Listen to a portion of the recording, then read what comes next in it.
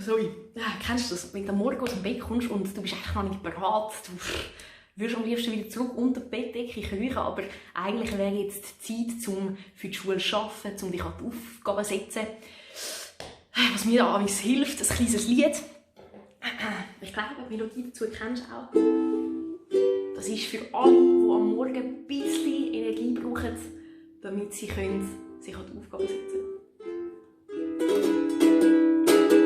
Es ist Schulzeit, Zeit um jetzt Schule machen. Es ist Schulzeit, Zeit zum Schule machen. Obwohl wir alle daheim bleiben müssen, schauen wir, dass wir fest arbeiten tun. Rechnen, lesen, schreiben jeden Tag, das ist doch überhaupt keine Frage.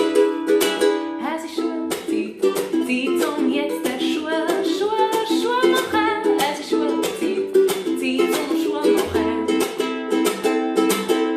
Jetzt muss ich mich dann gerade treffen und noch ein bisschen in Deutsch arbeiten. Nachher kommt aus Mathe-Heft dran, das habe ich schon immer gerne gehabt.